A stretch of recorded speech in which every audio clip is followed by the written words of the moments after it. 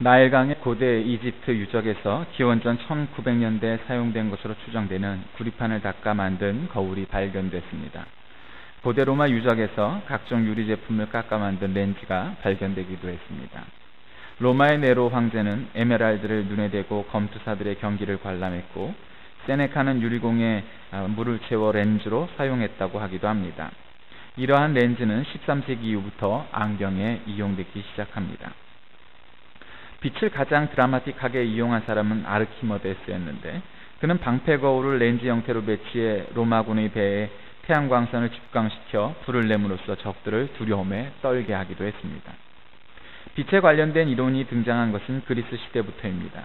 기원전 300년경 유클리드는 빛이 항상 직진한다고 주장했고, 아르키메데스는 빛은 물질이 아니라 감각으로 느끼는 것이라고 했습니다. 또한 프톨레미오스는 빛의 입사각과 반사각이 일정하다는 것을 확인하기도 했습니다. 그리스인들은 눈에서 빛이 나와 물체로 가기 때문에 사물을 볼 수 있다고 생각했습니다. 아리스토텔레스가 눈을 감으면 아무것도 볼 수 없다고 한 것과 같은 맥락입니다. 어둠 속에서 색깔이 보이지 않는 것도 빛이 없기 때문이지 색깔이 없어지는 것은 아니라고 그들은 해석했습니다. 반면 데모크리토스를 중심으로 한 원자론자들은 색깔을 빛이 이루는 원자가 물체에 부딪힌 후 다시 눈에 들어와 인식되는 감각으로 보았습니다. 따라서 빛이 없는 곳에서는 색깔도 존재하지 않는다, 이렇게 주장했습니다. 빛이 프리즘을 통해 분산되는 것을 굴절율로 설명했던 뉴턴은 빛에 대해 가장 체계적인 이론을 제시한 과학자입니다. 렌즈, 현미경, 망원경 같은 광학기기가 등장하면서 사람들은 비로소 빛 속에 감춰진 많은 정보를 발견하게 됩니다. 특히 뉴턴은 빛에 대해 가장 체계적인 이론을 제시했는데, 빛이 프리즘을 통해 분산되는 굴절율로 설명하면서 물체가 색깔을 띠게 되는 것을 빛의 반사와 흡수로 설명했습니다. 19세기 들어서는 눈에 보이지 않는 빛도 있다는 사실을 발견하는데, 태양빛의 스펙트럼의 보라색 바깥쪽에 감광작용을 하는 빛, 즉 자외선, 그리고 1802년에는 빨간색 바깥쪽에 온도가 높은 열선, 즉 적외선이 있는 것을 알게 됩니다. 1895년에는 독일의 렌트겐이 음극선을 연구하다 눈에 보이지 않는 광선을 발견하고 X선이라고 이름을 짓기도 합니다. 1896년과 1898년 프랑스의 베크렐과 폴란드의 퀴리 부부가 잇따라 우라늄과 라듐에서 방사선을 발견하면서 가시광선보다 훨씬 짧은 파장의 광선들이 있음을 알게 됩니다. 이로써 보이는 빛보다 보이지 않는 빛이 더 많다는 사실을 밝혀낸 셈입니다. 우리가 볼 수 있도록 해주는 빛의 최대 근원은 태양입니다. 태양처럼 스스로 빛을 내는 물체를 우리는 광원이라고 하는데, 작은 불꽃을 만들며 타고 있는 양초, 방 안에 있는 형광등, 켜져 있는 자동차의 헤드라이트 모두가 다 광원입니다. 빛을 내지 않는 다른 물체들이 빛을 반사하고 그 반사된 빛의 일부가 우리의 눈에 들어옴으로써 물체의 모양과 색을 인식할 수 있게 됩니다. 우리 주변에는 많은 광원들이 존재하는데, 광원들의 특성에 따라서 같은 색이라도 다른 느낌으로 우리에게 보여집니다. 또 빛의 세기는 전자기파의 경우와 마찬가지로 단위 시간에 단위 면적에 전달되는 에너지의 양으로 표현하고, 여러 가지 그 빛의 재는 단위가 있는데 그 총출력은 와트로, 또 그 밝기는 룩스 혹은 럭스로 표현하기도 합니다. 저는 사진에 대해서 관심이 좀 있습니다. 어쩌면 그림보다 더 좋아하는 것 같습니다. 왜냐하면 그림이 어려운 경우도 많을 뿐만 아니라 아무래도 작가의 주관적 해석이 작용하기 때문에 그림은 어렵지만 사진은 그 자체로 이해하기 쉽기 때문입니다. 그리고 그런 면에서 제가 다큐멘터리를 좋아하는데, 그림은 작가의 주관에 따라서 해석하기 어려운 경우도 있고, 또 똑같은 것을 보고도 너무도 천차만별의 그림을 만들어낼 수 있지만, 사진은 대체로 그 있는 피사체의 모양, 인물이든 풍경이든 그 무엇이든 그것을 사실적으로 묘사하는 내용이기 때문입니다. 처음 DSLR 카메라를 사서 사진을 찍으면서 같이 찍던 목사님하고 나누던 관심사는 기기 조작이었습니다. 똑딱이 디카와는 비교할 수 없을 만큼 다양한 조작이 필요했던 기기이기 때문입니다. 그 단계를 벗어나자 갖게 된 초점은 구도였습니다. 기기 조작은 그 목사님이 많이 가르쳐 주어서 도움을 받았는데, 구도에 대해서는 제가 좀 많이 떠들어댔던 것 같습니다. 소풍 가서 찍듯이 피사체를 한가운데 두고 찍는 사진을 벗어나기 위해 애썼습니다. 그 다음에 다가온 단계는 빛이었습니다. 사진은 빛을 담는 작업이기 때문입니다. 빛이 없다면 사진은 없습니다. 사진은 빛으로 그리는 그림이기 때문입니다. 그런데 이게 쉽지 않습니다. 항상 마음은 그렇게 먹곤 했지만 빛은 눈에 안 들어오고 피사체만 바라보는 것이었습니다. 아직도 그 단계를 완전히 벗어나지 못한 것 같습니다. 사진은 역광으로 혹은 측광으로 찍어야 한다는 기본을 이해한다고 해도 그래야 피사체의 입체감이 뚜렷이 나타나고 느낌 있는 사진이 나온다는 것을 알면서도 그런데 빛을 줬다 보니 빛을 좇으려고 하기보다 피사체를 찍는데 더 열중하고 피사체가 더 눈에 들어오는 것은 어쩔 수 없는 아마추어리즘입니다. 그런데 빛을 줬다 보면 드러나는 게 있습니다. 그것은 바로 어둠입니다. 혹은 그림자입니다. 빛은 피사체를 지나며 어둠과 공존합니다. 좋은 사진작가는 역설적으로 빛보다 어둠을 잘 처리하는 사람입니다. 그것이 바로 프로페셔널입니다. 콘트라스트, 즉 명암을 잘 관리해야 좋은 사진이 나오게 마련입니다. 찍으려는 피사체를 바라보며 눈으로 앵글을 만들어 피사체를 바라보며 구도를 잡아야 합니다. 그리고 빛을 찾아야 합니다. 찍으려는 앵글에 빛이 어느 쪽으로 들어와야 좋을지 판단하여 각을 잡아야 합니다. 물론 그 빛으로 인한 어둠도 어떤지를 판단해야 합니다. 우리 교회 이름이 솔숲이라 그런지 제가 좋아하는 사진작가 가운데 배병우라는 사람이 있습니다. 그는 소나무 전문 사진가입니다. 그는 늘 좋은 솔숲을 찾아내고 동트기 전 그곳에 가서 해 뜨기를 기다리다 사진을 찍곤 한답니다. 그런데 그가 그렇게 하는 이유가 있습니다. 어둠뿐인 공간에 빛이 들어오기 시작할 때가 가장 아름답고 창조적인 사진을 만들어낼 수 있기 때문이랍니다. 빛이 보이지 않던 공간, 그래서 아무것도 또 구별해낼 수도 없는 그러한 공간에 빛이 들어오므로 공간이 만들어진다라는 사실입니다. 2004년 5월 영국 런던에서는 한국 사진계에 뜻깊은 사건이 벌어지게 되는데 세계적인 미술품 수집가인 가수 엘튼 존이 바로 이 배병우의 소나무 사진을 구입한 것입니다. 엘튼 존은 바로 나를 위한 작품이라며 15,000파운드, 약 2,700만 원에 해당되는 돈을 내고서 그 작품을 사갔습니다. 5장 한정 인화된 이 작품은 다 팔리고 마지막 남은 사진은 42,000파운드, 7,700만 원을 호가하는 가격을 가진 사진의 가치를 갖고 있습니다.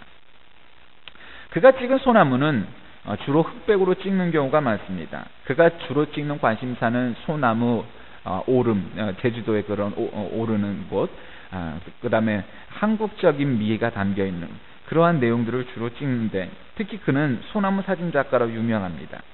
소나무 핀 솔숲은 안개에 머뭅니다. 그리고 햇빛은 안개를 찌르고 들어오고 배경은 뿌옇게 사라집니다.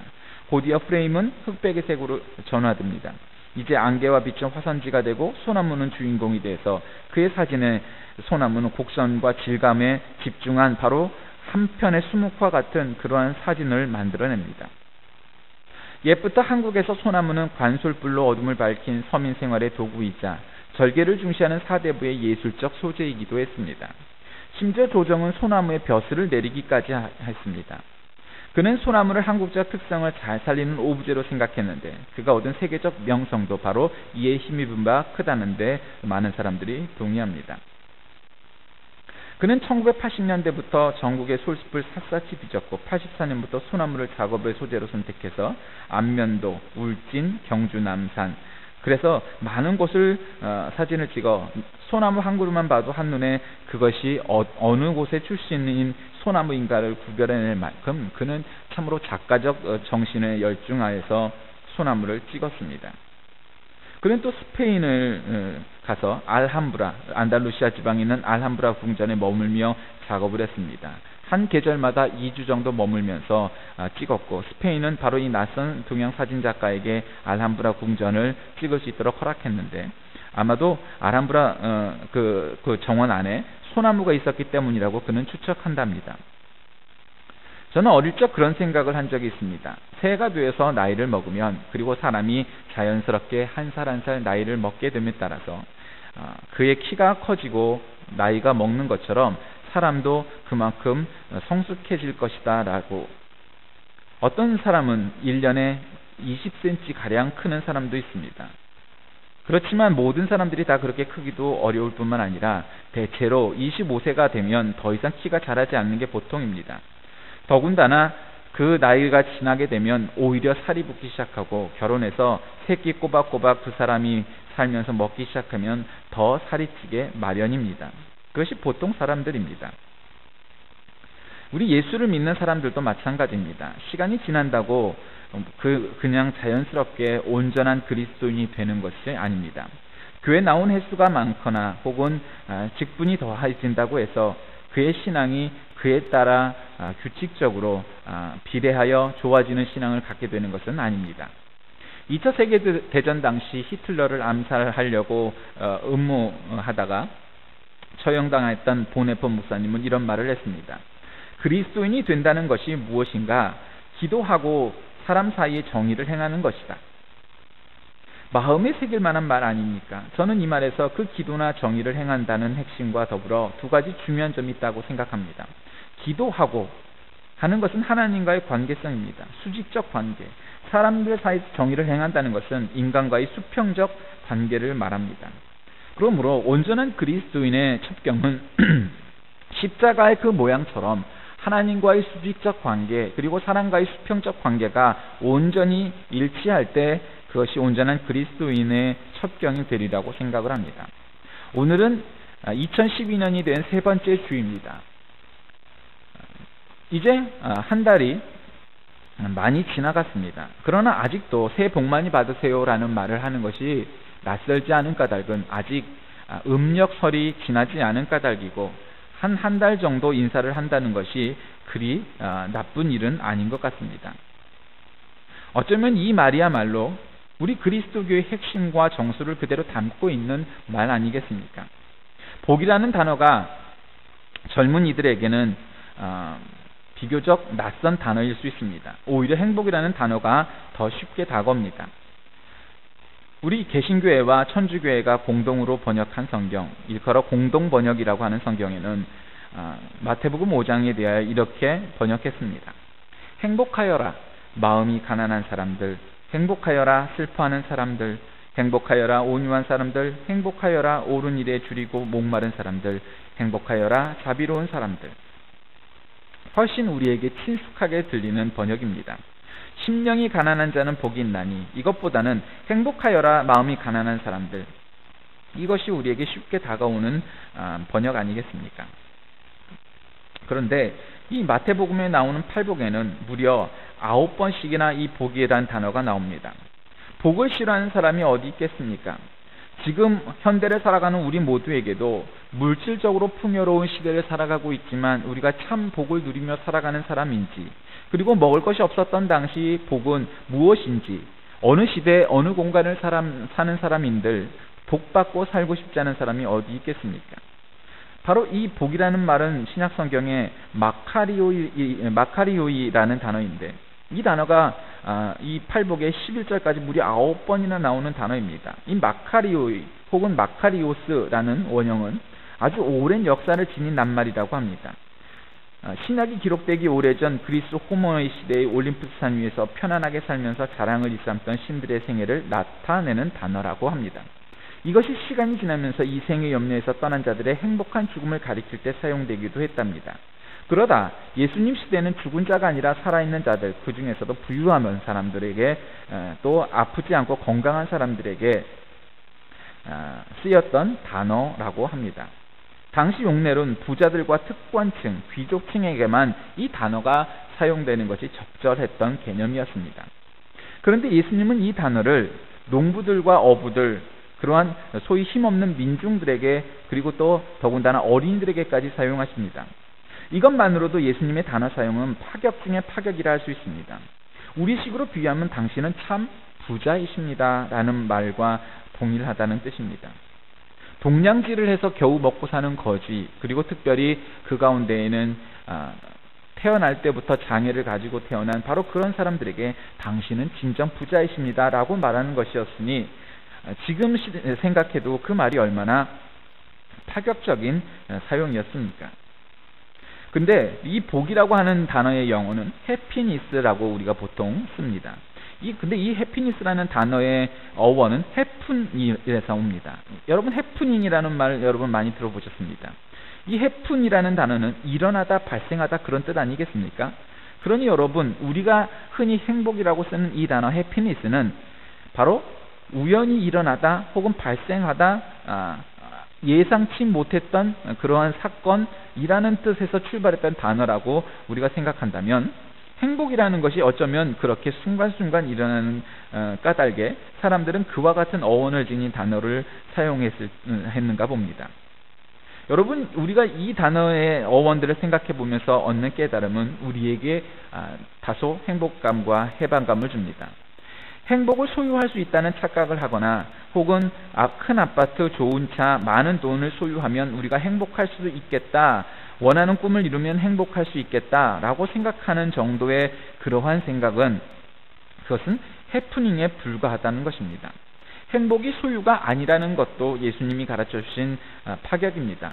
팔복의 내용을 가만히 들여다보면 파격 정도가 아니라 도무지 이해할 수조차 없는 오히려 역설적인 행복에 대하여 우리에게 가르쳐 주시는 모습을 보게 됩니다. 어떻게 하라 그러면 이런저런 복을 주겠다 하는 조건과 응답, 인과의 내용으로 명령과 보상의 구조로 말씀하지 않으셨습니다. 마음이 가난해야 천국을 보거나 의에 주려야 하나님의 축복을 누릴 수 있다는 뜻이 아닙니다. 팔복 전부가 마음이 가난한 자, 애통한 자, 온유한 자, 의에 주리고 목마른 자, 긍휼히 여기는 자, 마음이 청결한 자, 화평케 하는 자, 핍박을 받은 자처럼 신자의 이미 변화되어진 어떠한 상태를 그렇게 표현하고 계시는 겁니다. 마음이 가난해져라 하는 명령이 아니라 마음이 가난해지면 하는 조건도 아니라 명령과 조건은 그 상태가 이루어지지 않았고 미래에 이뤄질 일입니다. 그런데 이 팔복은 전부 현재의 상태를 의미합니다.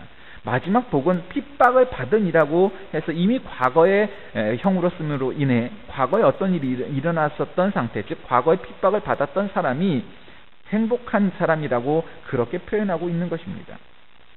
즉 팔복은 예수 그리스도의 십자가를 통해 하나님을 알고 믿게 된 자의 바뀌어진 상태, 생각, 가치관을 의미하는 것입니다. 다른 말로 성도라면 필연적으로 팔복의 상태가 되어 있어야 진정한 성도라는 것입니다. 심령이 가난한 자는 복이 있나니 천국이 저희 것이며, 팔복에 나오는 어느 성경 구절입니다. 이 마태복음 5장에 있는 성경 구절을 어느 대학에서 성경 시험을 보는데 이 5장을 외워서 쓰라 했답니다. 준비한 학생들이 심령이 가난한 자는 복이 있나니 천국이 저희 것이며, 이렇게 시작해서 의를 위하여 핍박을 받는 자는 복이 있나니 천국이 그들의 것입니다. 이렇게 끝나는 팔복의 말씀을 적어 내려가기 시작합니다. 그런데 나중에 시험이 끝난 뒤 교수님이 답안지를 보니까 세 답안지가 연이어 똑같은 답을 썼는데 그 답이 학번대로 앉아서 시험을 치르다 보니 세 사람이 똑같이 컨닝을 했다고 판단할 수밖에 없었답니다. 왜냐하면 심령이 가난한 자는 복이 있나니 이렇게 적어야 할 대목에 심년이 가난한 자는 복이 있나니 이렇게 다 똑같이 적었다는 것입니다. 심령이라는 낱말을 바삐 쓰다 보니까 10년으로 이해했던 것입니다. 여러분 10년만 가난하면 복이 있다면 우리가 10년만 가난하게 살아도 복 있는 사람 될 텐데 성경이 말씀하는 내용은 그것이 아니지 않겠습니까? 가난이라는 말처럼 우리에게 거부감을 주는 단어가 또 있겠습니까? 자본주의 한복판에 살고 있는 오늘날의 우리 시대에 가난하다는 것은 어쩌면 모두가 싫어하는 공공의 적일 겁니다. 누구도 가난하고 싶지 않을 겁니다. 성경의 가난이라고 번역된 단어는 푸토코스라는 낱말인데 이 말은 철저하게 가난한 상태, 즉 상대적 가난이나 이런 상태가 아니라 절대적인 파경에 이른 그런 가난, 수입이 적은 상대적 빈곤이 아니라 안진뱅이나 소경같이 절대적인 가난에 굶주려 있는 사람들을 의미할 때 쓰는 바로 그러한 빈곤 상태를 의미합니다. 만일 여기까지 이야기하고 끝났다면 우리는 참 난감했을 겁니다. 거지가 불쌍한 것은 사실이지만 거지는 존경받는 대상은 아니니까 사연이 기구해서 거지가 된 경우도 있긴 하겠지만 대부분은 게으르거나 혹은 타고난 환경이 어렵거나 혹은 자신의 장애로 인해서 벌어먹고 살 수 없을 만큼 그런 상태가 되어 있기 때문에 가난한 경우가 많을 겁니다. 물론 하나님은 항상 버림받고 소외받는 가난한 자들의 편에 서십니다. 그럼에도 불구하고 하나님께서 그 가난한 사람들이 무조건 부자가 된다거나 혹은 부자들은 예수 믿고 행복해질 필요가 없다거나 하는 그러한 계급주의적 해석으로 성경을 오도하는 것은 성경의 폭넓은 해석을 망치는 편협한 해석일 겁니다. 부자와 나사로 비유를 놓고 부자는 지옥 가고 거지는 천국 갔으니 결국 거지가 되어야 천국 간다, 이렇게 표현하는 말은 아니란 뜻입니다. 하나님 앞에 달려나가고 하나님만을 의지하는 것, 바로 그것은 겸손입니다. 자기 낮춤입니다. 푸토코스라는 말 속에는 바로 이러한 겸손이라는 의미가 포함되어 있습니다. 따라서 마음이 가난한 자라는 말의 의미는 우리가 상처를 받고 상처를 받아서 아주 피폐한 상태가 되었다거나 경제적으로 먹을 것이 없어서 정말 가난한 상태가 된 그러한 의미의 가난이 아니라 하나님 앞에서 겸손한 자가 된다라는 의미라는 것입니다. 그렇게 예수님은 우리에게 성경을 가르쳐 주신 것이옵니다. 탈무드의 사람을 내 유형으로 설명하는 대목이 나옵니다. 남을 잘 도와주고 남에게 감사하며 도움을 받는 사람, 남을 잘 도와주고 도움을 받지 않으려는 사람, 남을 잘 도와주지 않으면서 도움을 받는 것은 좋아하는 사람, 남을 돕거나 도움을 받는 것 모두를 좋아하지 않는 사람. 어느 것이 최악의 유형일까라고 여러분은 생각하십니까? 대부분은 네 번째라고 생각하기 쉽습니다. 그런데 탈무드는 두 번째라고 합니다. 남을 잘 도와주고 도움을 받지 않으려는 사람이 최악의 사람이랍니다. 왜냐하면 그는 자기 의에 빠져 사는 사람이기 때문입니다. 오직 자신의 능력으로 자신의 삶을 책임지려는 사람이기 때문입니다. 마음이 가난하지 않고 부유합니다. 자존심이 강하고 자존심을 앞세우고 삽니다. 따라서 더 이상 겸손하지도 않습니다. 하나님이 필요 없습니다. 하나님 없이도 살 수 있습니다. 하나님이 필요 없으면 하나님도 이 사람이 필요 없습니다. 스스로 높아져 있기 때문에 스스로 낮아지신 예수님하고는 도저히 손을 잡을 수 없습니다. 이것이 가장 불쌍한 부자입니다. 예수님은 뭐라고 가르치셨습니까? 마태복음 11장 29절에 나는 마음이 온유하고 겸손하다. 그렇지만 예수님은 겸손하신 분이라고 그렇게 표현하지 않으셨습니까? 바울은 예수님에 대해서 자기를 비어 종의 형체를 가지셨고 자기를 낮추시기 위해 죽기까지 복종하셨다, 이렇게 표현했습니다. 그러므로 우리가 예수 그리스도의 사람들이라면 예수가 사셨던 그 모습을 그대로 흉내내며 따라하고 조차 살아가야 하는, 자신을 낮추며 겸손히 사는 사람이어야 한다는 뜻입니다. 미국의 유명한 전도자 무디 목사님이 한 도시에서 전도대회를 열었습니다. 신문기자가 인터뷰를 요청했지만 너무 바빠서 그 인터뷰에 응할 수 없었습니다. 그 이튿날 신문기사마다 교만한 전도자 무디라는 비판적인 기사가 실려나갔습니다. 참모들이 노하기 시작했습니다. 그런데 무디는 태연했습니다. 한 사람이 묻습니다. 목사님, 교만한 사람이라고 하는데 화가 나지 않으십니까? 그랬더니 무디가 말합니다. 몰라서 그래. 진짜 나를 알면 그렇게 안 써. 나는 그보다 훨씬 더 교만한 인간인걸.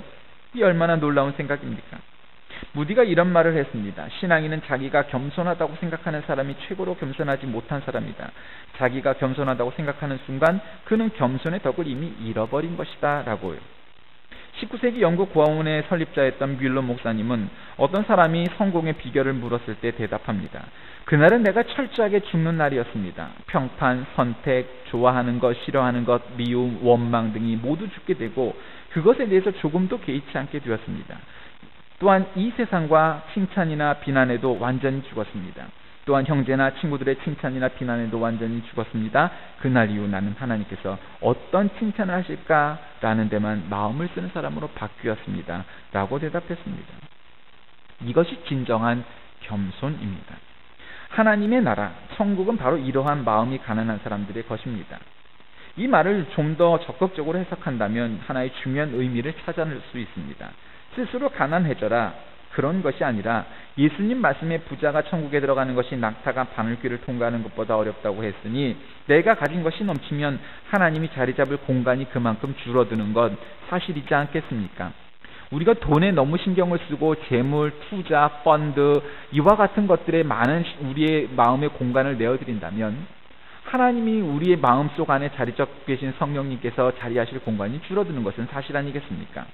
그런데 예수님의 가난한 자가 복이 있다는 말씀을 적극적으로 해석한다면 내가 얼마든지 부유해질 수 있지만, 그리고 부자가 되는 것이 복된 일이지만 사람을 위해서, 다른 사람을 위해서 자신을 비우고 희생함으로 하나님을 위해서 그 공간을 좁히고 하나님의 일들을 위해, 하나님이 원하시는 일들을 위해 살아간다면 어떤 부자가 되거든 아무리 큰 부자가 되어도 그것이 하나님의 복에 어긋나는 일이 아니라는 사실을 우리는 발견하게 됩니다. 즉 스스로 가난해짐으로 가난한 삶을 사는 사람, 단순한 삶을 사는 사람, 자신의 부유함을 위해서 혹은 똑똑함이나 현명함을 위해서 자신의 마음 가운데 하나님께서 차지하고 계신 그런 공간을 내어주는 그러한 어리석음이 없는 사람이 되어야 한다는 것입니다. 중동의 성자 나스루딘이라는 분이 있습니다. 나스루딘이 거리를 다니면서 소리를 치며, 여러분, 제가 나귀 한 마리를 잃어버렸는데 저에게 이 나귀를 찾아주신다면 그 나귀를 찾아주시는 분에게 선물로 드리겠습니다. 그랬더니 똑똑하다고 생각하는 사람들이 그를 향해 손가락질하며 비판을 합니다. 당신 머리가 돌아버린 거 아닙니까? 나귀를 찾았으면 그걸로 된 거지. 그걸 왜 선물로 줍니까? 찾은 나귀를 선물로 줄 거면 찾지를 말아야지. 그것이 합리적인 일일 텐데. 이렇게 얘기했더니 그가 대답합니다. 아닙니다. 내가 잃었던 나귀를 찾으면 잃었던 것을 찾았기 때문에 내가 기쁘고 행복할 것이고, 또 그것을 찾아준 사람은 이 나귀를 선물을 받음으로 인해 그분도 기쁘게 될 것이 아닙니까? 지금은 내 마음이 속상하지만 그렇게 된다면 두 사람 모두 기쁘고 행복할 터이니 어찌하니 기쁜 일이 아니겠습니까? 여러분, 한편으로 생각하면 이해가 되지 않지만, 그러나 또 한편으로 생각해 보면 그 말이 얼마나 설득력 있는 성자의 고백이겠습니까? 그가 강조한 포인트가 무엇입니까? 그것은 바로 흔적입니다. 우리 삶에 지나간 흔적 속에서 마지막 내 손에 들려 있는 것이 무엇이냐가 중요한 것이 아니고, 나를 통해 얼마나 많은 선이 흘러들어왔으며 또 나를 통하여 얼마나 많은 선이 흘러나갔는가 하는 바로 그 흔적 말입니다. 여러분, 우리가 갖고 있는 소유는 있다가도 사라지고 없다가도 생기게 마련입니다. 사람들이 아무리 애를 써도 부자가 되지 못하는 사람이 있는가 반면에 생각지도 않은 큰 부를 얻고 살아가는 사람도 있습니다. 그래서 부는 결코 은혜가 아닙니다. 그것은 은사입니다. 아무리 큰 은혜를 받은 사람일지라도 평생 가난할 수 있으며, 은혜 없이 살아도 은사가 있어서 큰 부자로 살아갈 수 있기 때문입니다. 은혜란 하나님이 모든 사람에게 공통적으로 주시는 일반적인 사랑과 선물이지만, 은사는 모든 사람에게 동등하게 주시는 선물이 아니기 때문입니다. 가난함이란 자기를 비우고 낮추는 것입니다. 얼마든지 부유해질 수 있지만 스스로 가난해지는 것입니다. 얼마든지 강해질 수 있지만 스스로 약해지는 것입니다. 그래서 고린도후서 8장 9절에 바울 사도는 예수님이 내 부유하신 자로서 너희를 위하여 가난하게 되심은 그의 가난함을 인하여 너희로 부욕케 하려 하심이라, 이렇게 설명하고 있습니다. 자기 비움과 낮춤을 통해 우리는 세상의 모든 것을 소유함에서 오는 그러한 일들보다 더 크고 참된 부유로움, 부유함을 맛볼 수 있게 됩니다. 그래서 사도 바울은 고린도후서 6장 10절 말씀에 자신을 가리키며 가난한 자 같으나 많은 사람을 부유하게 하고 아무것도 없는 자 같으나 모든 것을 가진 자라고 표현하고 있는 것입니다. 하박국 선지자와 같이 비록 무화과 나무가 무성치 못하며 포도나무의 열매가 없으며 감람나무에 소출이 없으며 밭에 식물이 없으며 우리의 양이 없으며 외양간에 소가 없을지라도 나는 여호와를 인하여 즐거워하며 나의 구원의 하나님을 인하여 기뻐하리로다. 찬양하는 것이 참된 그리스도인의 모습 아니겠습니까? 우리의 기쁨의 근거가 나의 소유가 아니라 하나님에게서 오시게 되길 주의 이름으로 축원합니다.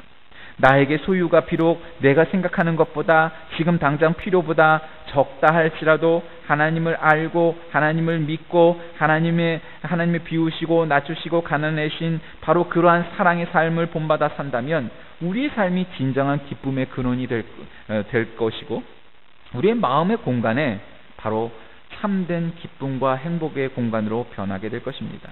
오늘 본문에 그 안에 생명이 있었으니 이 생명은 사람들의 빛이라, 빛이 어둠에 비치되 어둠이 깨닫지 못하더라 말씀하셨습니다. 예수 그리스도는 빛이십니다. 그분이 우리에게 오심으로 이 세상에 참 빛이 비추었습니다. 성령님께서 함께 하심으로 어두워져 보이지 않는 우리의 마음의 공간을 보이게 하셨습니다. 성령님이 우리와 함께 하신다면 우리의 마음의 공간에 빛이 비추어 보이지 않는 것이 없을 겁니다. 어떤 것이 비어 있는지 혹은 어떤 것이 채워져 있는지 알 수 있다는 말입니다. 빛이 있어야 어둠은 사라집니다. 빛으로 인해 우리의 공간이 적지 않음을 깨닫게 하십니다. 어두워 보이지 않을 뿐 결코 우리가 가진 가능성, 능력이 없는 것이 아닙니다. 불신앙의 공간, 그곳에 우리 주님의 빛을 비출 수 있게 우리의 마음의 창문, 마음의 조리개를 여십시오. 그럴 때 우리는 능치 못할 일이 없는 하나님의 사역자가 될 것입니다. 우리가 하나님께 받은 공간이 우리가 하나님께 받은 능력이 적어서가 아닙니다. 그곳에 빛이 비추지 않아 불신앙의 공간이 자리 잡고 있기에 우리는 하나님께로부터 너무 적은 것을 받고 우리가 너무 적은 것을 갖고 살아간다고 사는 것이기 때문입니다.